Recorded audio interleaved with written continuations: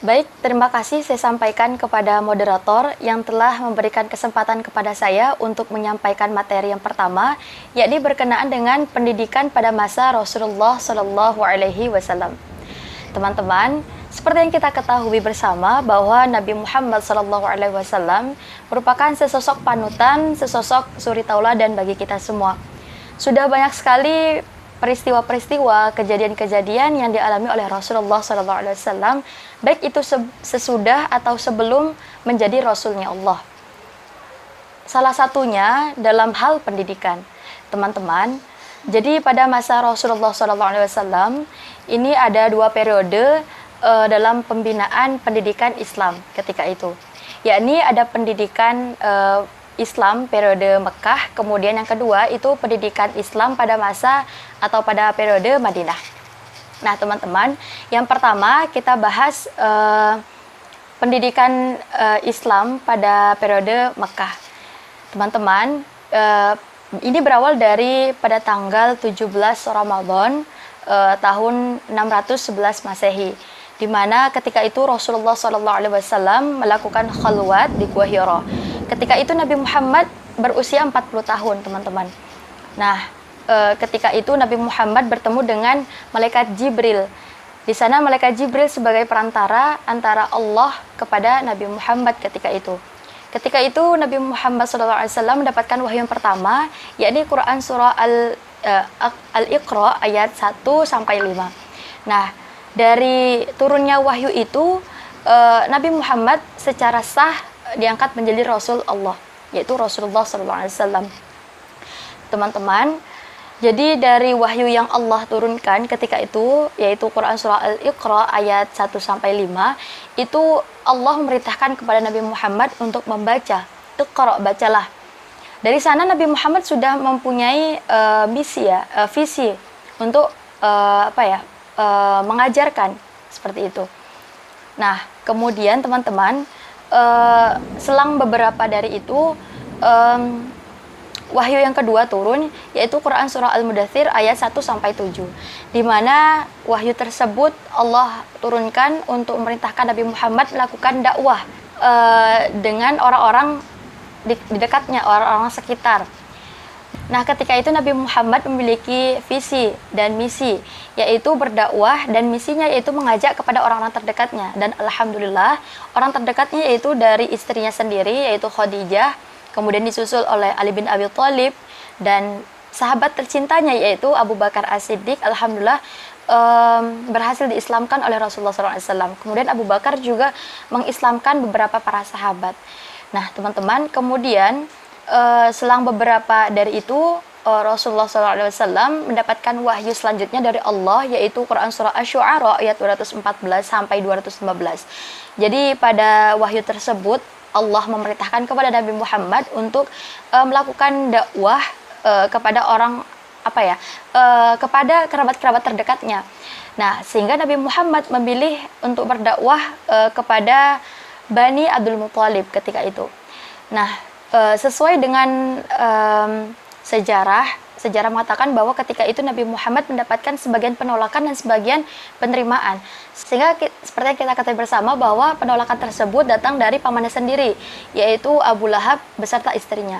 Selang beberapa dari itu, Allah Subhanahu wa taala menurunkan wahyu yang sekian kalinya kepada Nabi Muhammad, yaitu Quran surah Al-Hijr ayat 94, di mana dari ayat tersebut Allah Subhanahu wa taala memerintahkan kepada Nabi Muhammad untuk melakukan dakwah, yakni dakwahnya bil jahr, ya. Jadi secara terang-terangan, bukan secara sembunyi-sembunyi lagi, tetapi secara terang-terangan, teman-teman. Nah, ketika turun wahyu tersebut, Rasulullah memiliki misi, yaitu menyebarkan agama Islam kepada masyarakat secara umum, tidak melihat derajat, yaitu baik itu kepada orang-orang kaya, orang miskin, kemudian bangsawan, dan lain sebagainya.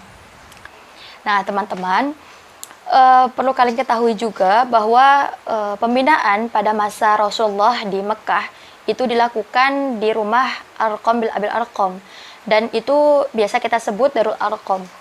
Nah, Nabi Muhammad melakukan pembinaan di sana bersama dengan orang-orang yang masuk Islam.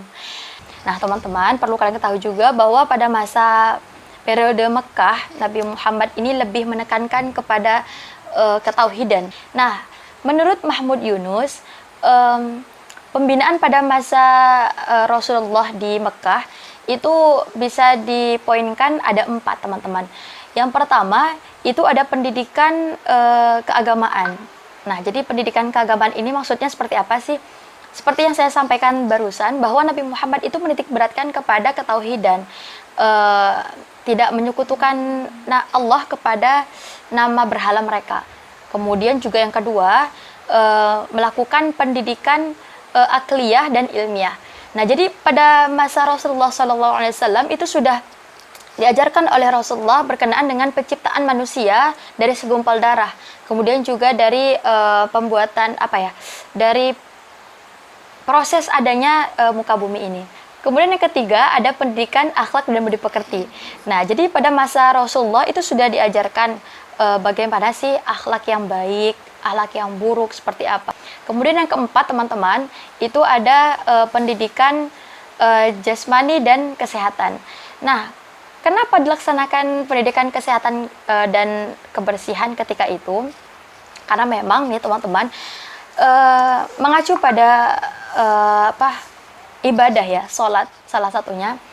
Jadi ketika kita melakukan sholat, salah satu syarat sahnya itu harus suci badan maupun pakaian, sehingga memang ini merupakan sebuah pendidikan atau pembinaan yang dilakukan oleh Rasulullah untuk umatnya ketika itu, agar mengetahui mana sih pakaian yang bersih, pakaian yang suci untuk atau yang layak untuk digunakan dalam beribadah, seperti itu.